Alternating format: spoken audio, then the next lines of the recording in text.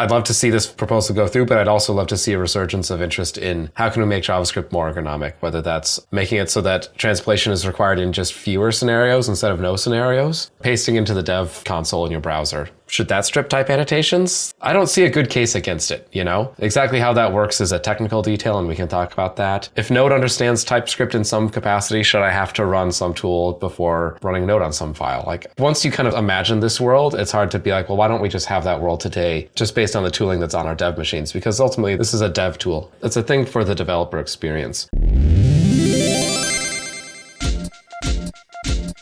This episode is brought to you by our friends at Raygun. They give software teams instant visibility into the quality and the performance of their software. And I am here with John Daniel Trask, co-founder and CEO of Raygun. JD, from what I understand, Raygun is founded by nerds. So you at least accept the term nerds. Is that a good name to describe you and the rest of the team who created Raygun? Oh, absolutely. Even the folks that don't write software, they're nerds in their own categories, right? They're passionate about it. They love everything about it. I feel like I'm a mixture of a business and software nerd. Yeah. Like those two domains, love them to bits. Well, that's that intersection too that makes interesting what you've done at Raygun. So why did you even create the business? Like, how did you decide to make this your thing?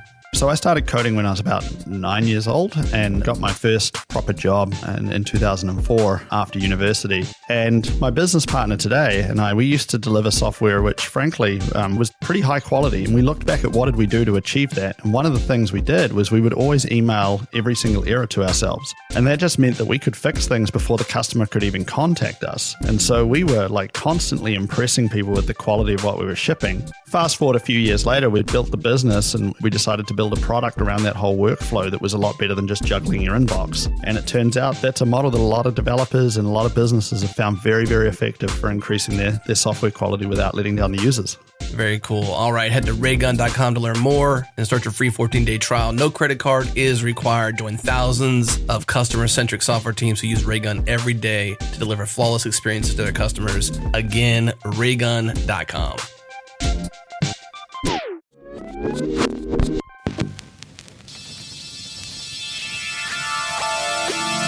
This is JS Party, your weekly celebration of JavaScript and the web.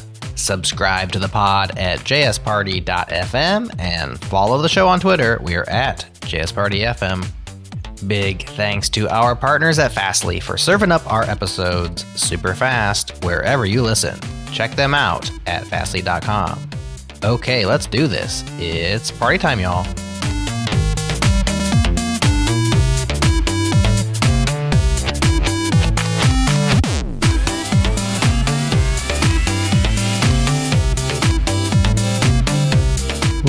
Ahoy, hoy, JS Party. Ahoy, hoy. Welcome. I'm Nick Nisi, and I'm your host today. And with me today, I have Chris Hiller, a.k.a. Boneskull. How's it going, Chris? Super. What's up in the morning? Oh, it's morning. It's awesome. Every time I say Boneskull, I always want to say it like Bonesaw from the Spider-Man 1 movie, you know? Like, Bonesaw is ready. I don't know Spider-Man. No? I do know World of Warcraft, where in Wrath of the Lich King, one of the bosses would say, Bone Storm! And that made me happy every time it happened. Awesome. Well, there's lots of lore to explore with that. All right. And we have two special guests with us today. We have Daniel Rosenwasser. Daniel, how's it going? Hi, not too bad. Yourself? Good. Welcome. And we also have Ryan Cavanaugh. Ryan, how's it going? Good. Happy to be here. Yeah, we're excited to have you here as well. And I didn't mention it, but you were both on the TypeScript team. And I'm always ready to talk about TypeScript on this podcast. So I'm very excited to have you here. It's a very exciting day. But we're going to be talking about a little bit about TypeScript and also about sort of types coming to JavaScript in a way. And we'll explore that more. But first, why don't you tell us a little bit about yourselves? Sure. My name is Daniel Rosenwasser, and basically been on the TypeScript team for about 8 years now, which time really flies. I started off as an engineer, and I've been the PM for the last 6 years or so because I just love working with the community and just have a lot of fun with it as well. Yeah, and in general, I'm just a big fan of programming languages, type systems, runtimes, things like that. It's all kind of tickles my brain, I guess. I don't know. It's a weird way to say it, but... Yeah, no, it's definitely a unique and, unique from typical like web app development or even application development, like developing the language. There is just takes a different kind of person to really dig into that, and we're all benefiting from it. A lot of people in the JS community are just really geeking out on like the specific tools these days. So I don't know, we're seeing more and more of that, but maybe we're not such different creatures. Yeah, I don't know. Absolutely. And Ryan, you want to introduce yourself? Yeah, I'm Ryan Cavanaugh. I've been on TypeScript for, I think it's like 10 years now. Worn a bunch of different hats. I started out doing some testing on TypeScript, and then I did some data stuff. And for the past 3.5 years now, I've been the dev lead for the team. And much like Daniel, I love JavaScript. I love types. I love programming languages, and just have a ton of fun with it. Awesome. Well, we're happy to have both of you here to talk about that. And so let's catch up with TypeScript. Since I mentioned we've never had you on before, tell us what's going on in TypeScript right now. What isn't going on in TypeScript right now? I mean, it's really hard to recount so many of the things that kind of go into every release, right? Like some languages go out every year, every couple of years, and like they have some really high level great features and whatnot. We go out like 4 times a year, every like 3 months or so. And there's always new stuff to talk about. And so, I mean, it always helps to kind of break it down into like the sort of buckets of what we focus on. So like there's like the type system innovation sort of aspect of it. And that's like, do we make inference better? Do we make analyses better, right? Things like that. There's the adding whatever gets added to JavaScript aspect of it. Like, so if something new comes in ECMAScript, then we add that. There are editor features. So like a lot of people don't realize it, but basically whenever like we're talking about the TypeScript team working on TypeScript, we're talking about not just like the TypeScript compiler, the type checker. It's also the same experience that powers your editor experience, which also means that like things like refactoring, completions, all that stuff is powered by us. Yeah. The language server. And the cool thing about that is also that we also power up the JavaScript experience too. So like anything that we do there is going to benefit JavaScript users, even if you don't care about types remotely, right? So like from the editor side, for example, we've got like 2 new quality of life improvements. I feel like maybe we should jump back and forth so I'm not just hogging up this one. I don't know, Ryan, do you want to speak to a couple of these at all? Well, what are they, Daniel? Okay, so there's the organized imports improvements that I'm thinking of. Yes. Which is like just a very nice. Anyway, I'll let you do it. And then also just like improved completions for objects. We've got new functionality around keeping your imports organized in the way that you sort of set them out. So the thing that people keep running into is they have like some import that like needs to go first because it modifies some global state. And then they have some subsequent imports which can go in whatever order. And usually when it's arbitrary, people like it to be sorted according to, the file name or whatever. So the new cool feature is instead of having weird comments, we're just going to say if you have an empty line between some block of imports, then we'll sort those groups of imports independently. So that makes it really natural to just sort of keep your imports in the order that you need, except sub-ordered by the order that you, I guess, don't care about. So that's really cool. The other thing we have coming in is when you're writing an object literal and you complete a function name, we'll fill in the parameter names for you, which is just a really nice quality of life feature and just save your fingers for the typing that you need to type. Yeah. It's one of those things where like if you see the before and after, you really do feel the differences, right? Like there's small things where like if you add a feature to an editor, you might as well not have it if it does the wrong thing every single time because it just pisses people off. So like people just like saying like don't regroup the import, don't collect them all into one squishy thing, like keep them in groups is one thing. Then from the type system analysis side, there's a couple of things where like there's better inference within objects. We have this new thing called variant annotations, which is like pretty deep. And Ryan and I both have strong opinions about that too. So we can dive into that. Man, there's just too many things to like list off, like offhand, right? Like I literally have to consult the list. Yeah. And it's why like the blog posts are always like massive. So sorry about that. Can I ask a question? No, that's much appreciated. About the import organizing or auto completion stuff. That stuff is like, that's in the language server. Is that right? Yeah. Mm-hmm. Does the language server depend on the compiler? Or is that how it works? I haven't looked. Yeah. So for people who are not familiar with this concept, basically in the last like 5-10 years or so, the way that a lot of editors have started like architecturally thinking about like how do you build an editor and then also build the thing that powers up like the language experience is like you should decouple them typically.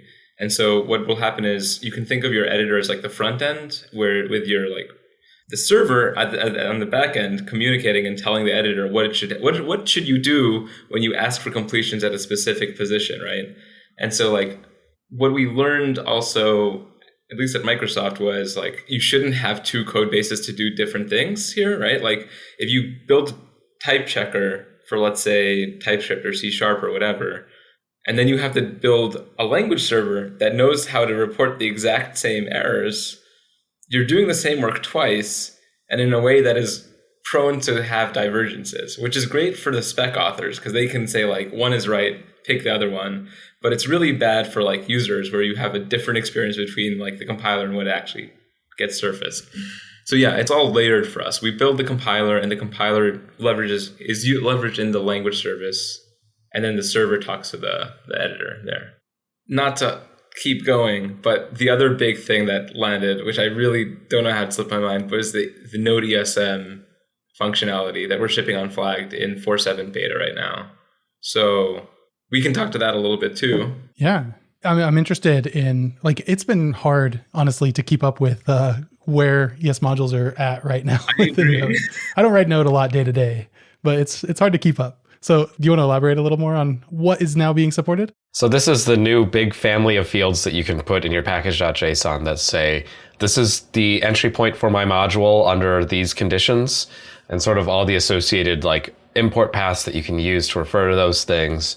It's hard to kind of undersell it or oversell it, I guess, that it's support for the new Node module resolution system and kind of up and down the entire stack. So this has effects on how like auto imports work, effects on how we emit declaration files that refer to these modules that you get into your program, and just sort of general, like, go to definition has to go to the right place. So I don't want to just kind of enumerate all the features that Node has added to this because I don't know all of them and it would be pretty boring. But to our knowledge, we've supported the whole stack, the whole suite of features there, and you can now use them unflagged in 4.7 beta. Yeah. The thing you really have to think about is like, there are going to be libraries that ship as pure ESM, like ECMAScript modules. They might use a bunch of specific features that have been added to Node that are different from what you're used to if you've been writing Node maybe let's say 5 to 10 years ago, right? So you might want to be able to say like, I want to scope which specific files you can import from a package. I want to be able to use MJS or CJS as your file extension for JavaScript. And then if you're a TypeScript user, you want to be able to use MTS and CTS, right? And so like these are things that are maybe like a lot of conceptual overhead, but whenever you need to actually use Node ESM functionality, like you're going to need to have these things handy and like available to you, especially as a TypeScript user where like you just don't want a red squiggle telling you can't do this, whereas you might know better. So we need to like bridge that gap and make sure it's not tough to use as much as we can, at least. Yeah, that's really cool and awesome that going forward, it's going to be much easier to support all of the different module resolution types in Node with TypeScript. Can you figure TypeScript to output dual modules? We have talked about that a little bit. You're talking about like you want to have a compile that like takes your TypeScript files and emits like one folder with like ESM and one folder with CJS. I mean, I imagine that's just two separate builds, right? It is. I don't remember the specific state of that right now, to be honest with you. I think you can kind of control that by basically, I'd have to just sort of look into that. I mean, we're definitely not doing two outputs in one build. It would be separate builds. But I don't think anything right now would prevent you from setting that up. But it with all these things, it depends so much on the specifics of exactly what your input and desired output structure are. Yeah, I think you could get away with it with like an extra package JSON, which no one wants to do, but it's possible. Yeah, because you said if it depends on all that junk, like to make a dual module work, you still have to do some hacky stuff, right? So yeah, I was going to follow up on the optional variance annotations. That seems pretty interesting, and like I guess I'm trying to understand, does it help the compiler in like, why was it added, I guess, is what I'm trying to ask. But I'm trying Why to... are you doing these things and making my life harder? Did we even explain? Oh, no, I don't think it's harder at all. I think that it's interesting. And I think that being able to like annotate, this is specifically the return type is very interesting. And I'm just wondering if there's like a use beyond that I'm not seeing right now. Did we explain what these are? No, not here. Actually, no, we didn't. Okay, because I have no idea. When you have a type that is generic, so if you have like an array of strings or an array of numbers, we call those instantiations. So a generic type will have some instantiations that are effectively themselves non-generic types, right? So if you think about, let's just say like a box, like you can have a box and it can have a thing in it. If I give you a box of recyclables or whatever, and there's a box of food, well, the way that those boxes relate to each other relates the same way that the contents of those boxes relate to each other. So like you can't put food in the recycling bin or vice versa. I should have come up with an example that has a bit more clear real world subtyping. But anyway, we talk about this as the measured variance of that generic type. So you could think about a function that accepts an argument. Well, this actually kind of flows the other way compared to a function that returns a value. Because if I have a function that can accept a string or a number, that's more general than a function that only accepts strings, versus a function that produces a string or number and a function that produces a string relates in the other direction.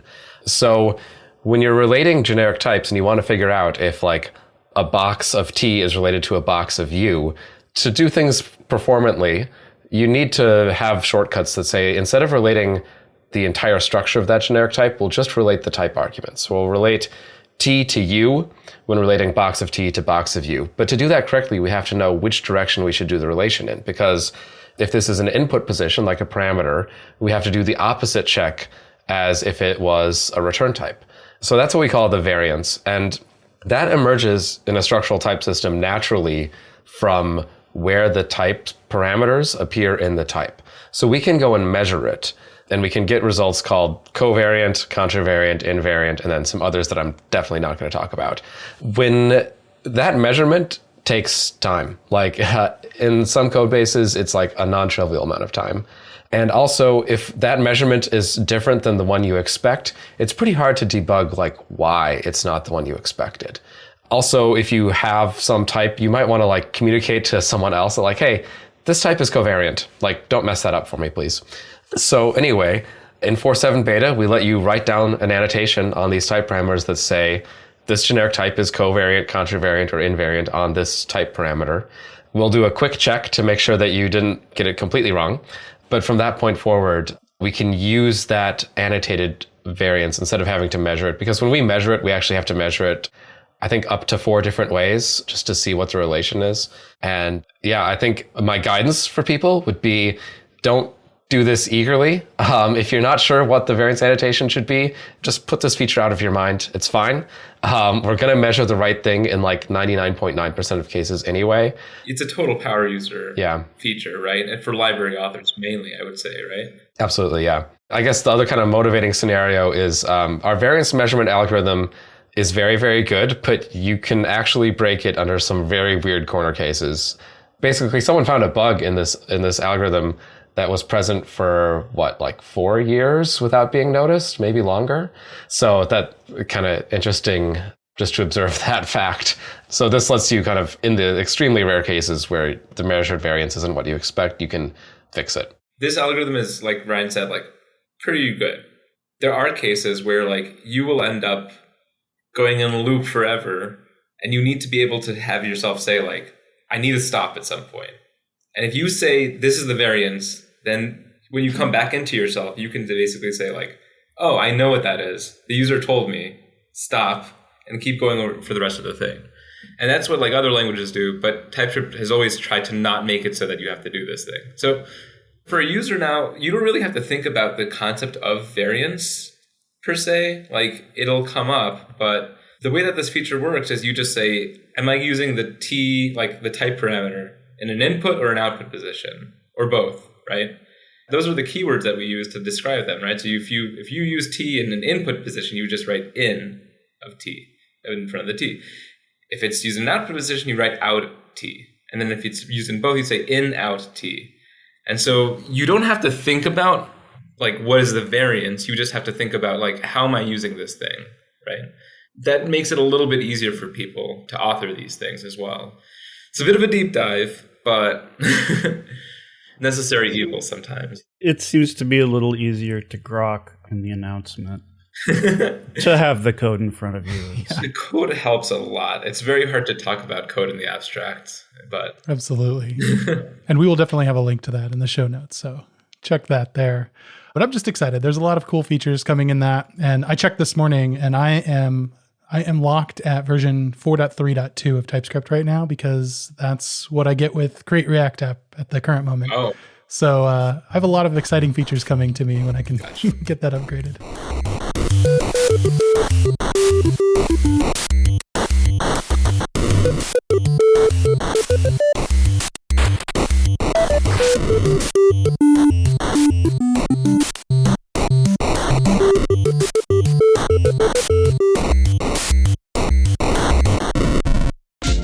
This episode is brought to you by our friends at Square. Square is the platform that sellers trust. There is a massive opportunity for developers to support Square sellers by building apps for today's business needs. And I'm here with Shannon Skipper, Head of Developer Relations at Square. Shannon, can you share some details about the opportunity for developers on the Square platform? Yeah, absolutely. So we have millions of sellers who have unique needs, and Square has apps like our point of sale app, like our restaurants app, but there are so many different sellers, tuxedo shops, florists, who need specific solutions for their domain. And so we have a Node SDK written in TypeScript that allows you to access all of the backend APIs and SDKs that we use to power the billions of transactions that we do annually. And so there's this massive market of sellers who need help from developers. They either need a bespoke solution built for themselves on their own Node stack, where they are working with Square Dashboard, working with Square hardware, or with the ecom, what you see is what you get builder. And they need one more thing. They need an additional build.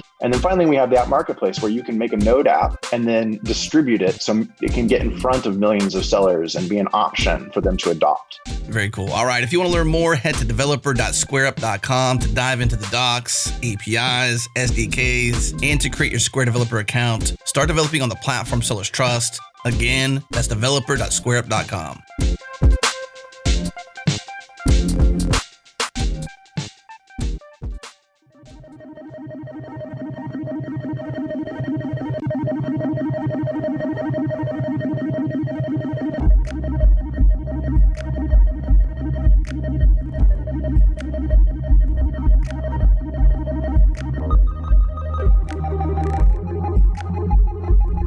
All right, so that's really exciting. But the main thing that we pitched you on coming on the show to talk about is this new proposal to JavaScript or to TC39 to add not necessarily types, but add a new way of exposing those types as just comments that can be ignored by the JavaScript interpreter.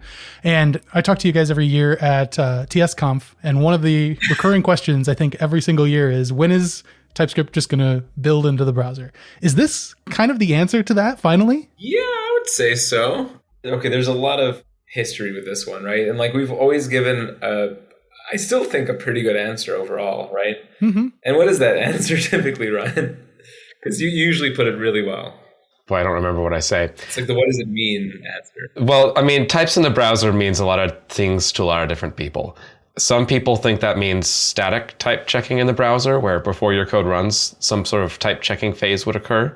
Some people think types in the browser means dynamic type checking. So if you write a function and say this parameter is a string, then that nothing sort of happens until an actual call into that function occurs.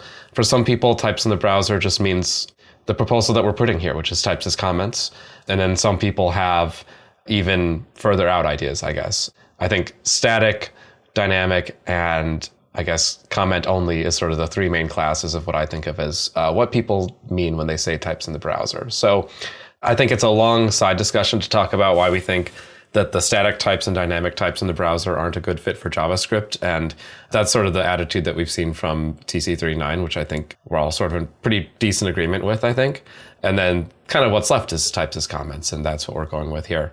I think of this as different programming languages have different ways to annotate your code that aren't used by the runtime. So, Python has significant white space and JavaScript doesn't. So a good way to trick yourself if you're writing a JavaScript program is to write a for loop or an if or a while and put a semicolon at the end of that closing parenthesis. And then what follows is just like a statement block that runs without control flow. But the indentation there makes it look like your code does one thing, but your code actually does something else because indentation just isn't a part of JavaScript. Whereas in Python it is, and you would get a syntax error.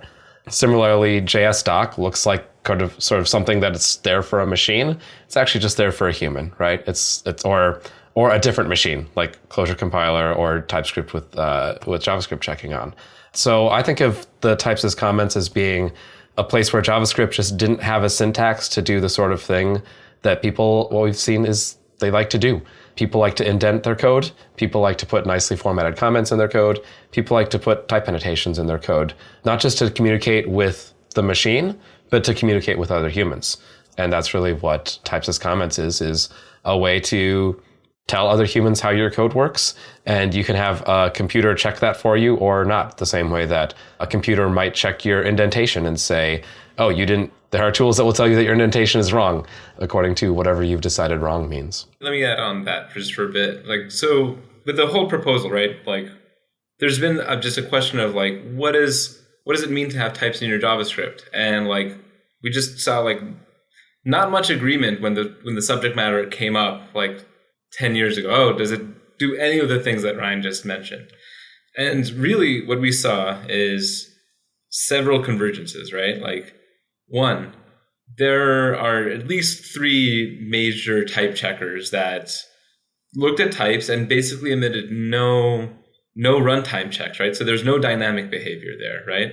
TypeScript, Flow, Clojure compiler, they all check either type annotation syntax or comment syntax for your JavaScript, and then it interprets it as types and says, you screwed up here.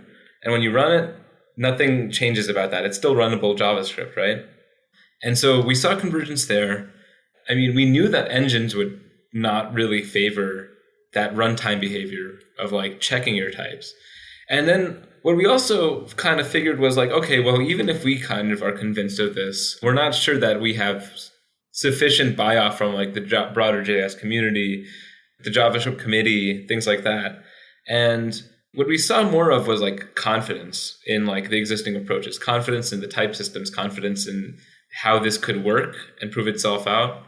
This idea, right, with at least the types as comments proposal was your types are literally, you can think of them as comments, right? You can imagine if they were all erased away.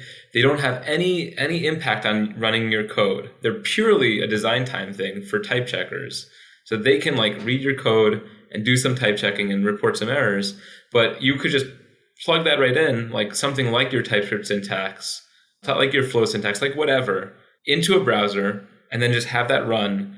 And the browser would not do any of those checks at all, right? In fact, it would be mandatory not to do that in any way. And so this is something where we were not totally bought off on it ourselves in some way either, because it's okay, well, there is this sort of uncanny valley of I've written my code in such a way where oh, you've said that this thing takes a string, but you're passing in a number. And my JavaScript runtime is just not going to do anything to validate that at all. Feels really weird. And that kind of goes back to what Ryan was saying, which is you could literally write your code in any way. You could write a comment that says this thing takes a string, and that comment is totally out of date, or someone's using it wrong. And so when you see that code, you're someone's screwed up. How do they miss the comment here? It's well, okay, wouldn't it be great if something checked that for you? And so your runtime, your JavaScript runtime is not going to do that, right? That would be unreasonable. No one would say you should read the comments and make sure you're doing the right thing every time. It's the same thing with type annotation. So basically, that's what we mean when we say types as comments, right? They just act as comments and they don't have any runtime effect. Now that said, we presented this thing called types as comments at TC39, which is the standards committee for JavaScript, a couple weeks ago, actually. And it moved to stage 1 with a caveat that it get renamed to type annotations. Interesting. This is a thing where calling it types as comments, it was a little catchy at first, but now it's probably better named as type annotations. I like the name better. It sounds a little bit more like what we're actually trying to get, like what we're actually thinking about. And the caveat was, well, okay, yes, you come into this discussion with a set of opinions about how this feature should work. We should still discuss why those have their merits, right? So like the idea of these types having no runtime impact at all whatsoever is still something that like probably should be discussed in committee instead of just being proposed as like, yes, we're already like dismissing that. That was something that we got some feedback on as well. So we will have that discussion. We do feel pretty strongly that that's not the right way to go about it. But like, nothing comes easy. You have to talk these things out and understand like why one has benefits and the other might or might not. Mm-hmm. So that's where we're kind of at right now. I mean, there's a whole bunch of specifics and caveats and nits. I don't know if there's any aspect of it that like is worth diving deeper into or things that are on your minds. Yeah, I have a list of questions, but maybe let's start with just exactly what it is. So from my understanding, it's just like adding in this almost not necessarily white space, but this space between a colon and something else to add in whatever you want. Right. Is that correct? Or what are the limitations of it right now? It is a carve out for type systems, right? So it's kind of like what you say, right? So the idea is like, take a look at, you take a look at what TypeScript has done, what Flow has done, and try to basically find a space where JavaScript could say like, I don't care about this. Type systems can take up whatever syntax they want at these specific places, right? So like you could say let x : and that says now you're going to start reading a type out. And the whole thing is like, because it's just supposed to get ignored, an engine can just go chomp, chomp, chomp, chomp, chomp, chomp, chomp until some end, and then just like throw that away. It doesn't have to care about that at all, right? And then we need some other stuff too, right? So like those are annotations. We need declarations too. So like interfaces and type aliases. So you say like the interface keyword, some name, some extra stuff, chomp, chomp, chomp, chomp, chomp. And so like the way that we're sort of thinking about this is, I mean, you need to think about like where these things start and end, right?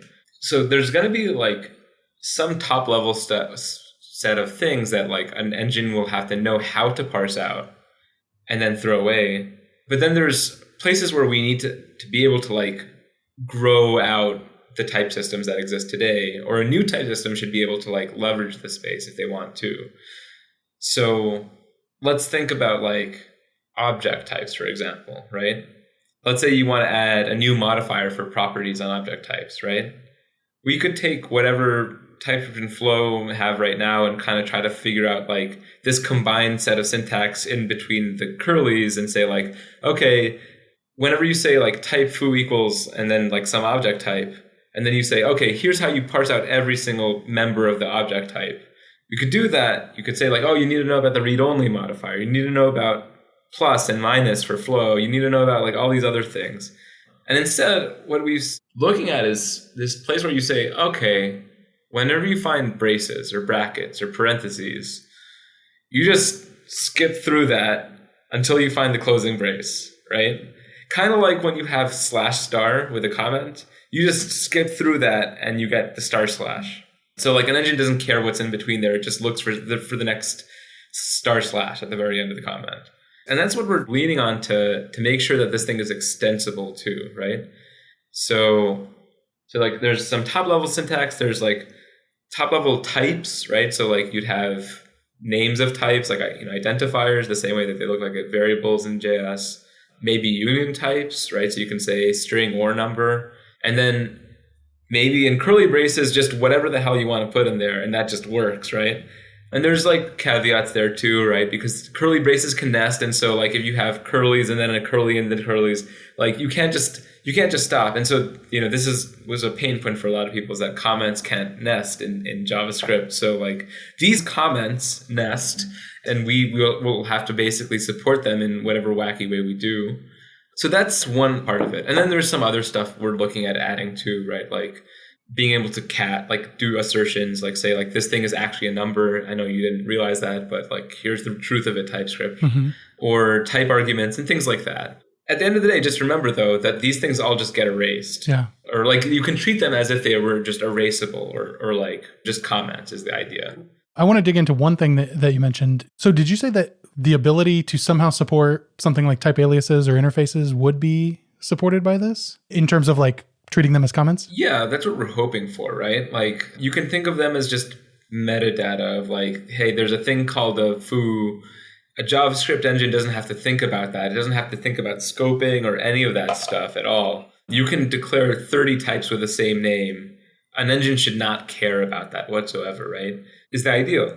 So that's what we're aiming for there. Or I guess, would that reserve the interface keyword for things like that? Or probably, yeah. I mean, There is some discussion around whether or not interface should be reserved for a different purpose. There's another proposal called protocols. We still think that interface is probably best suited for a proposal like this. And to be honest with you, like the type systems have had this keyword for at least 10 years now. I don't really think that it's appropriate. I think given the number of people using TypeScript in the JS community these days, would find it really confusing to like repurpose that at that point. I hate like the argument of like, hey, this thing's already been done by like external forces in some weird, like it probably rubs people the wrong way. And like that was never the intent, but like it always definitely seemed to us like the obvious sort of purpose of like the interface keyword is to define an interface the way it's defined in like literally every other language. It seems like the most reasonable thing to me, to be honest. But yeah. I hope that the committee kind of follows where the, I guess, observed desire of the community is. I think the other thing to think about is like, if this proposal gets sort of whittled away by like, okay, we can't have interface, we can't have type, we can't have whatever, that's kind of fair. But I think we don't want to make something that's like, here's 60% of TypeScript, or here's 65% of flow or whatever. I don't think that's going to be super useful, and we'd probably think about other ways we could accomplish this at that point. Yeah, I mean, this is a hang up a lot of people have, which is like, how much of my existing typed code can I use under this mode? Can I just take my TypeScript file and can I just convert it over to a .js file and have it work? And some people take like a very absolutist view of like, if I can't do that, then it's a useless proposal, right? And I think that that's a little too extreme, because there's just a lot of stuff that's just like out of scope for this proposal anyway. Like enums can be their own proposal, stuff like that. And also people have like written code without enums and things like that for a while. So it's not impossible, right? But I get where they're coming from, but there is like a decent amount where it will benefit so many people to not. So this is like, so why are we doing this, right? Like that was going to be my next question. So first, right, a lot of people are really growing distasteful of like needing a build step for everything just because they want like whatever syntax extension, right? Like for some people it's like JSX, for other people it's like the type annotation syntax and stuff like that. And Ryan and I probably every so often have to write a new JavaScript file, like something within 1 to 100 to 200 lines, because like there's no end to like offshoot script, like ad hoc scripts that you're going to write in your lifetime. Yeah. And like, you're not going to write that in TypeScript because like, you're not going to set up a whole build step for that, because like it's a script that is going to live in a repo that might or might not even have a package JSON anyway. So like, don't waste anyone's time. And so we use the JS doc type checking functionality that TypeScript supports. If you're ever interested in this, you should go read up about type checking in JavaScript files with TypeScript. And it works pretty well, but it's really verbose, right? Like writing out that comment and knowing the correct syntax for JS doc, and I don't do it right like 90% of the time. Actually, this is really funny. When I wrote the blog post for the types as comments announcement that we were actually going to be making a stage 0 proposal for this thing, I got the JS doc comment wrong, like the syntax for that. And like, it didn't matter because TypeScript just says like, yeah, I'm going to do it anyway because I know what you meant. Other syntax in JSDoc is just like not intuitive at all. And we could keep doing this, but it's just hard. It doesn't feel natural. And so like, how do you balance like the benefits of like, I am still able to run my code, but also I can get type checking and I don't need a build step at all, right? And like complexity for newer JavaScript users is like awful. I've been thinking recently about how do you get started with JavaScript these days? And like the easiest learning paths all seem to involve like, okay, install Vite or something like that is probably like the best bet, right? Yeah. It sounds nuts. That's one aspect of it. And then like if you go from like how do I get started with JavaScript to like how do I get started with TypeScript, that's another entire hill that you have to climb. So what we want to do is like, hey, look, you can still use TypeScript as like TS files. You can still use a build step. You can do all this stuff, but like, can we at least make the barrier to entry easier for people and make like a simple script file easy to write with types? Can we make like small websites approachable to write again, right? Like things like that carry a lot of weight and like can make like accidental coding easier again, that sort of thing. I'm not trying to like go with like, it's a call for simpler times, but also, right, it would be nice to make it easier for newcomers to like get into this stuff too. I think that there's some value in that. And it would be really inconsiderate if we didn't at least like try to tackle the problem and see like how we could bring a solution there too.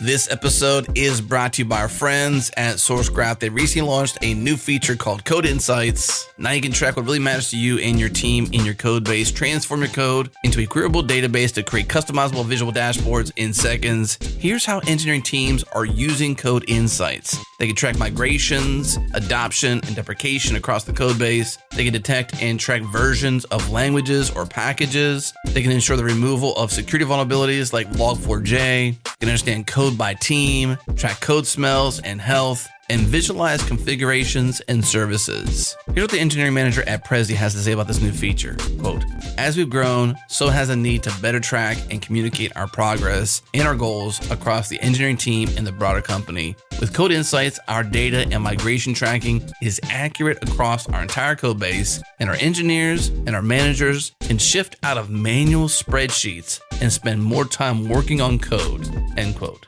The next step is to see how other teams are using this awesome feature. Head to about.sourcegraph.com/code-insights. This link will be in the show notes. Again, about.sourcegraph.com/code-insights.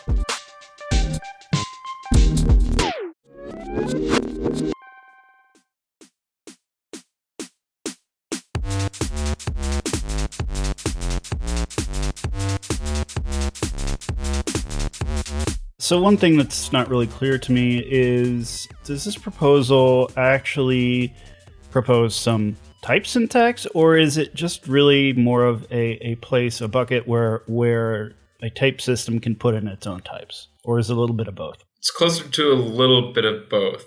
So the main thing there is there needs to be some set of like what we call like top level syntax, right? Where you need to be able to like, let's say, create an interface, create a type alias, stuff like that. And then you need to be able to like have a concept of like union types and let those exist. But then the carve outs, so to speak, are like basically like the parenthesization, right? Like putting things in brackets, putting things in curlies, like that's like the biggest carve out. And then there's like some top level carve outs where like, again, it's recognized by the engine as how you should parse it, but you basically don't do anything with it. So you just toss it away immediately. So there's some top level stuff that like at least both Flow and TypeScript have agreed upon that is like, okay, we both use these things. Definitely like use those in this proposal. But again, it's kind of like, this is stuff that's very likely, I mean, I don't know how likely, but it can change at this point because it's still like a stage 1 proposal. And all that means is the committee wants to discuss the topic of the proposal, right? It doesn't mean that we've agreed on syntax, doesn't mean we've agreed on semantics, means just like, yeah, we're kind of interested in talking about this, which is like probably a lot more, staying we're at stage 1 probably like sounds like it has more fanfare than like you might think, but it is actually a big deal in my opinion, just because like, even within the committee, it was like a thing where we basically boxed out like 90 minutes of discussion time and still needed to add another 45 minutes at the end of the meeting this past this past plenary. So it was discussed to like hell and back, basically. Well, from our perspective on the outside, it was introduced as like a stage 0 proposal, and then it seemed like within a few weeks, immediately went to stage 1. So it seemed like quick progress. There's still a long ways to go, but quick, exciting progress on the proposal. Yeah, and this is like in a big part thanks to like, so we have 2 co-champions on the proposal, Robert Palmer and Romulus Indra from Bloomberg and Igalia respectively. They've been extremely helpful in making sure that this thing like came together, and like, they have a very good set of intuitions of like, what do we need to have ready in terms of materials, in terms of like planning, in terms of all this stuff. They've been like extremely helpful for like making that come together, because if it was just all on us, then we have so many things going on that it's just like we'd be stretched thin. And they've just been, I just have to like give them a huge shout out. Thank you so much for that.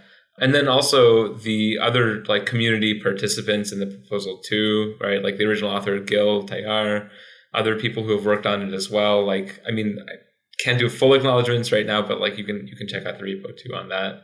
But yeah, like it wouldn't have come together. Like there's a lot of work happening way before the proposal went public.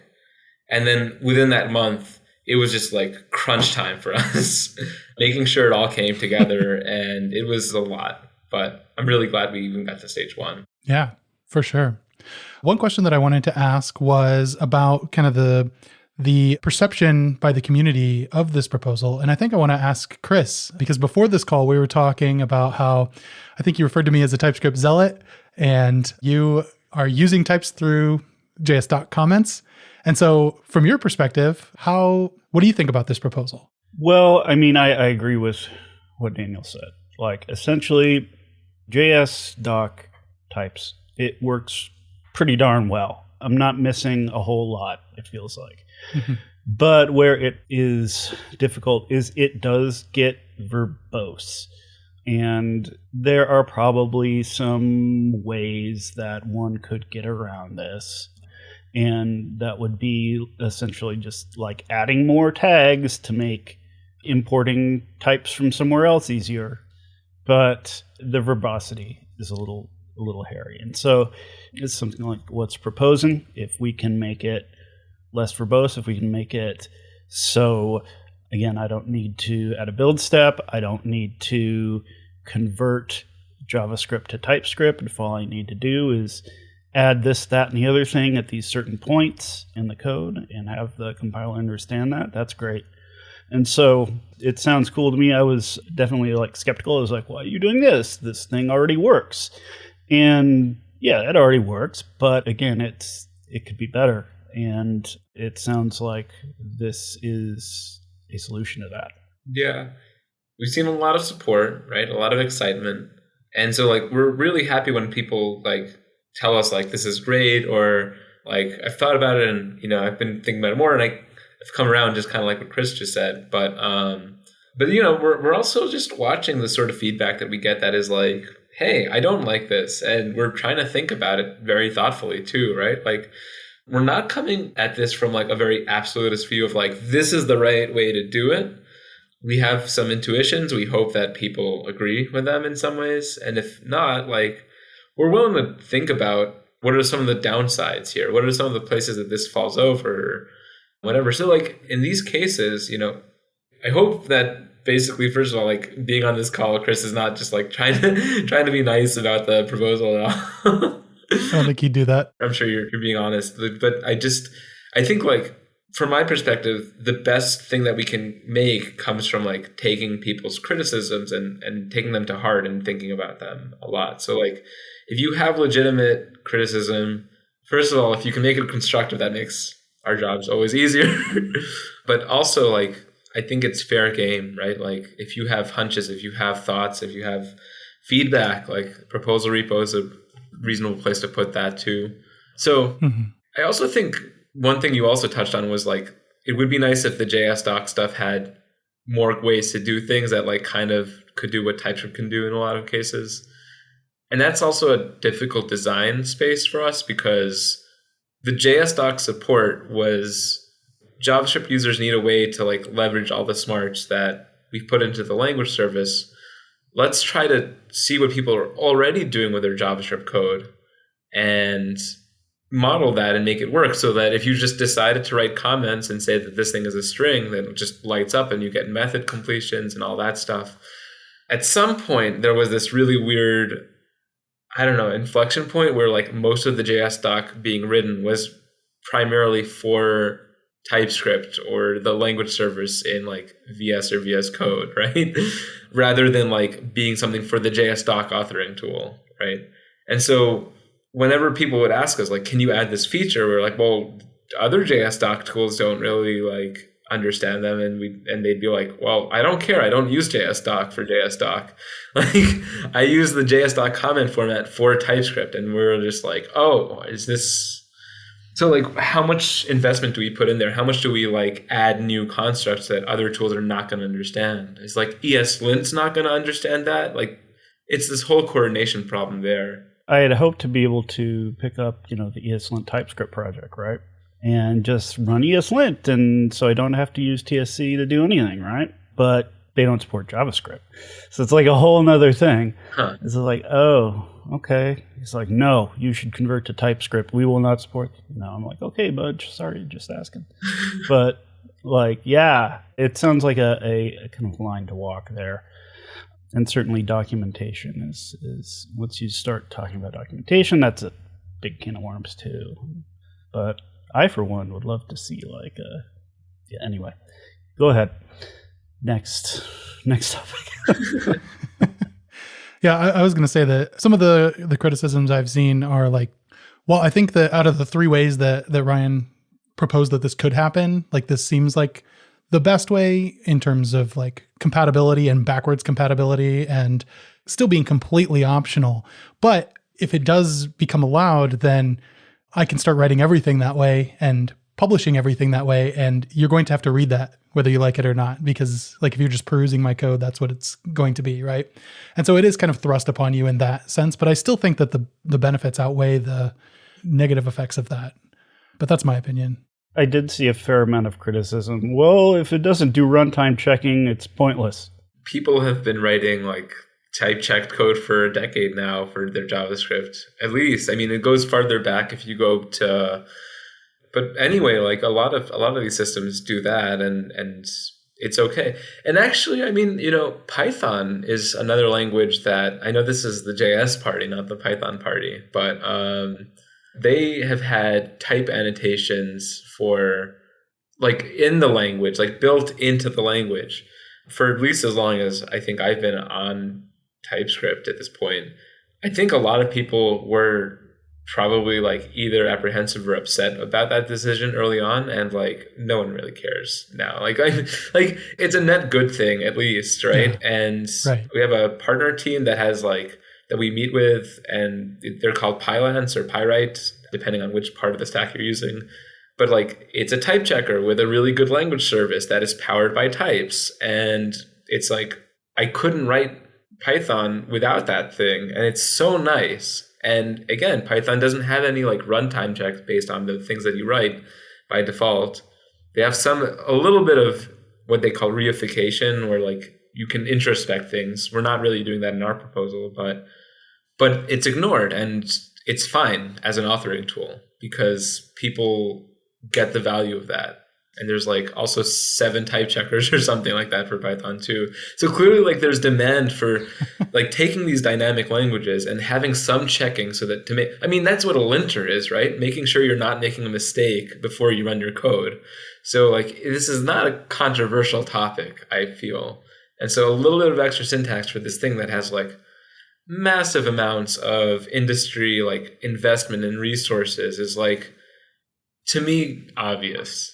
But like we have to kind of build up that consensus and make sure that like we're addressing people's concerns and that sort of thing, right? So, and I think the diversification in the Python ecosystem is really interesting to think about, because by way of analogy with linting, I think it's interesting to think about like my code can interop with your code even though we might have different lint settings. Like we don't have to agree on how our code is formatted for our code to interoperate with each other. And if we take type checking and push it to be a runtime feature, we're all going to have to agree. And that's like really, really a huge lift. So I kind of like the idea that different projects can have different type checking that is configured according to their preferences and design goals. I take the criticism seriously, I think, because I think the idea that you can write something that won't have semantics, it can be confusing, and it's going to depend on user education and how editors display these things and general just learning so that people understand that like a type annotation is, like we called it originally in the proposal, a comment, and serves the same role and is there for things that aren't the runtime. I'm just thinking about ways that this could be abused. Like we have minifiers now. Well, people will write var x : meters per second, like as 3 separate words, maybe, right? And it's going to be like, well, okay. Yeah, we saw some creative trolling on Twitter for sure. Yeah. I'm just thinking of like how you minify the code and you can like rename variables and things like that. And it makes it harder to read. Well, you can just have something that just like randomly generates fake types for everything. I actually got it. But I mean, yeah, but no one, right? Again, like it always comes back to the original mental model. The original title of the proposal gives a good mental model there, which is like, it's just comments. So like you could have always done the insane comment emit thing as well.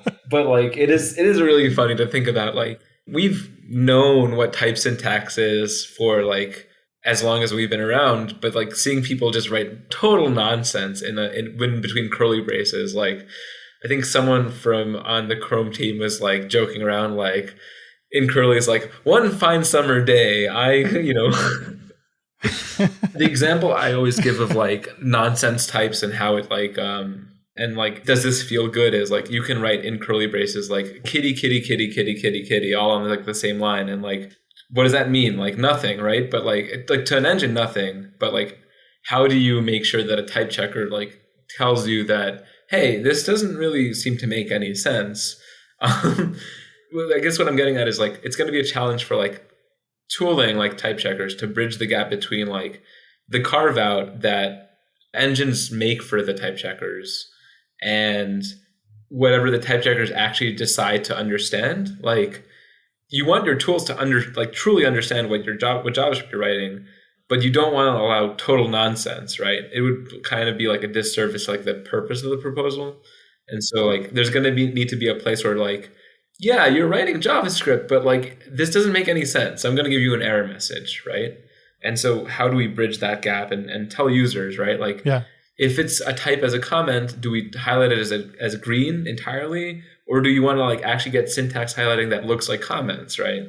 It's kind of like this weird set of trade-offs that we're going to have to, that the onus is on us, right? We're volunteering ourselves for this challenge. Mm-hmm. Speaking of tooling, is there do you have like are you maintaining a proof of concept that understands the syntax? It's called TypeScript. No, I'm just kidding.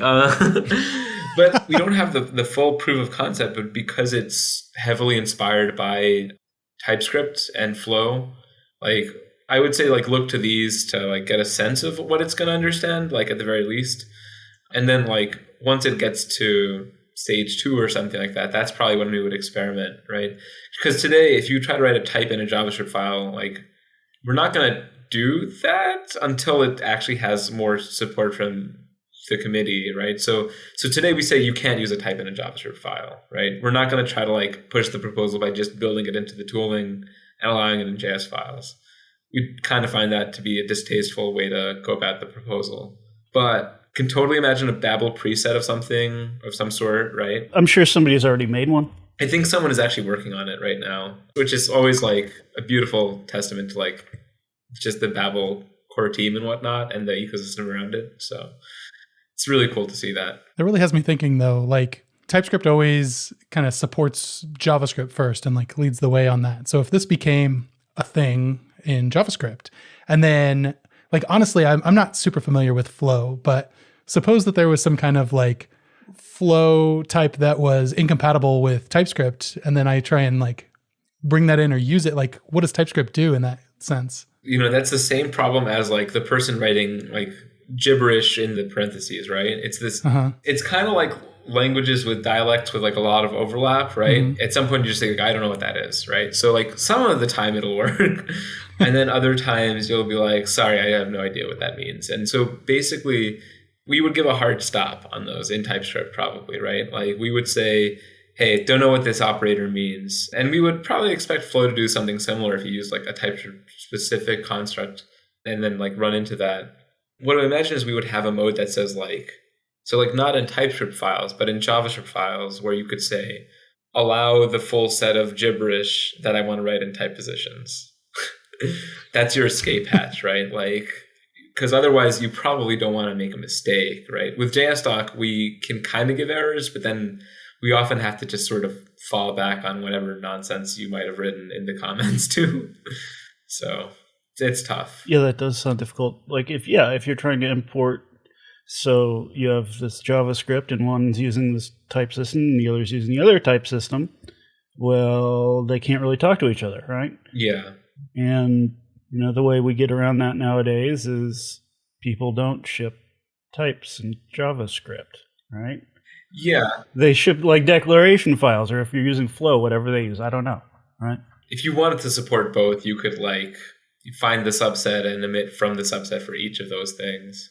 I mean, today they don't talk to each other either, right? So right, but it's not an issue because, you know what I'm saying? It's just like if Flow emits anything, it's just like JavaScript with comments in it, I imagine. Yeah, I don't remember exactly what they do anymore, to be honest, but yeah. But the point being that the JavaScript engine understands whatever Flow emits. Likewise with TypeScript. Yeah, exactly. That's not going to change because the engine ignores it, but your type checker will mind. Yeah. That's going to be interesting to figure out. Be an interesting ecosystem discussion.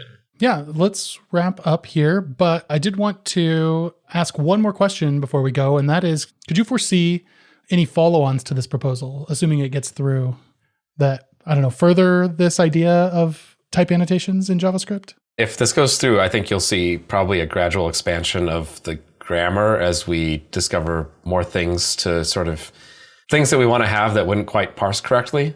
So that's one avenue. I think the more interesting thing is if this doesn't go through. Depending on how this goes, I think we might see, I hope to see a revival of interest in like how to improve the dev tooling in JavaScript, because I'd love to see this proposal go through, but I'd also love to see a resurgence of interest in how can we make JavaScript more ergonomic, whether that's making it so that translation is required in just fewer scenarios instead of no scenarios. Something Daniel and I talked about is like, pasting into the dev console in your browser. Like, should that strip type annotations? Like, I don't see a good case against it, Exactly how that works is a technical detail, and we can talk about that. If Node understands TypeScript in some capacity, should I have to run some tool before running Node on some file? Like, again, I don't see it. Once you kind of imagine this world, it's hard to be like, well, why don't we just have that world today just based on the tooling that's on our dev machines? Because ultimately this is a dev tool, right? It's a thing for the developer experience. We don't need this to load your local newspaper.com. That's not what it's for. It's for us. And probably if this happened, I think you would still see those types stripped from your local newspaper.com, assuming they've got good JS devs minifying their JavaScript. So when we're thinking about the pre-minified JavaScript world, which is where we all inhabit in this dev space, like, let's just make it better one way or another, right? That's what I want to see. Very well said. So back to more to the original question of like, would we see any new stuff getting added to JavaScript or getting proposed? When I look at the stuff that like has explicitly been dropped, they're mostly runtime features, right? And so namespaces is one. We don't really think we're going to ever try to add that. And I don't think anyone would want to try to add that either. There's a thing called a parameter property, which is like when you write a class and then in the constructor, for each of the arguments or the parameters for the constructor, you can say like public or private or protected. And this is like a construct that TypeScript added early on where you automatically make a property with the same name, and it's super convenient, but it has runtime. And then so like it's kind of fallen out of fashion for a lot of developers, but everyone loves them if you ever write a class. So I could see some form of that getting added to JavaScript. And then another one is enums. And enums actually got proposed 2 sessions ago, but the conclusion within TC39 was there's not enough motivation for them, in a sense. And it's going to be really interesting to see how, if this proposal makes it to stage 4, then what does it mean for enums, right? Because like the whole motivation for enums is like you have a set of values, right? cool, I can have a set of values in JavaScript too, right? So what are they used for? It's like, oh, they're used for static tooling. And so the response to that was, okay, static tooling should add their own thing, like a JS doc comment or whatever, to better understand objects with a bunch of properties on them.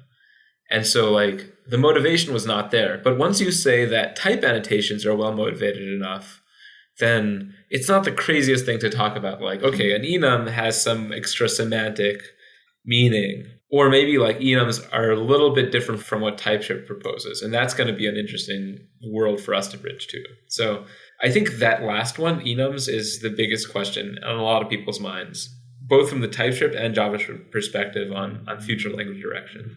Very cool. Well, let's end it there. Ryan, Daniel, thank you so much for coming on and chatting with us today about this. I really look forward to watching this proposal go through the stages, hopefully, all the way to 4. And then we can have a nice celebration day. Absolutely. In JavaScript. Thank you so much for having us. Thank you. And thanks, Chris, for joining. Thanks, everybody. Thanks. We will see you next time. So, what do you think about the TypeScript team's proposal? Let us know in the comments. Just pop open your show notes, click the Discuss on Changelog news link, and sound off. We'd love to hear from you. If this is your first time listening, subscribe now at jsparty.fm. That's also where you'll find collections of our most popular episodes, recommended ones from us, and a request form, so you can let us know what you want to hear about on the pod.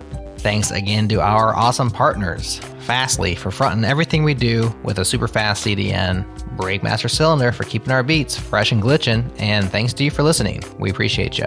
Next up on the pod, Nick did a big rewrite of our JS Danger board game app from Dojo to React and XState. So for Ross, K-Ball, and myself peppered questions at him while he told the tale. Oh, and we had an exceptionally good pro tip time as well. You don't want to miss it, so stay tuned. We'll drop it in your podcast feed next week.